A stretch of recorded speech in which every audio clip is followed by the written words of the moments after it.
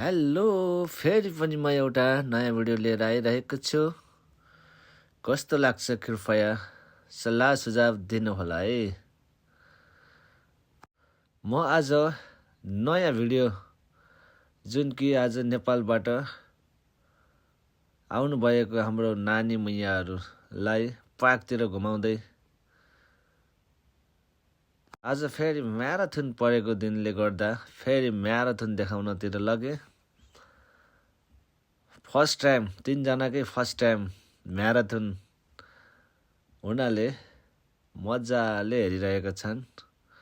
हाम्रो निस्ता, ईशा अनि स्नेहा नानो।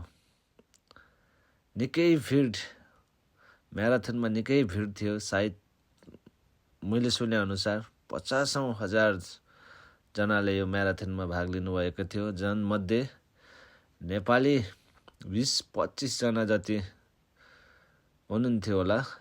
एक्ज्याक्टली चाहिँ अलि थाहा भएन। सायद नेपालीले पनि भाग लिनुभएको थियो। यो ठाउँलाई चाहिँ विलेज सेन्टर भनिन्छ, जहाँ म बस्छु। यो ठाउँ नजिकै यो ठाउँमा नेपालीहरू निकै बस्नुहुन्छ। म बस्नेबाट थोरै 100 मिटर जति पर प्लम स्टेट भन्ने ठाउँ छ, जहाँ नेपालीहरू निकै ठुलो मात्रामा देख्न पाइन्छ। लाग्छ कि त्यो ठाउँमा गयो भने सबै हामी नेपालमै छौँ जस्तो फिल हुन्छ। यहाँ देख्नुभएको 3 जना मध्ये बिचको चाहिँ मेरो छोरी, हात हल्लाउने चाहिँ नातिनी, अर्को चाहिँ मेरो भान्जी चाहिँ हुनुहुन्छ है। उहाँ सबै हामी नेपालबाटै आएको।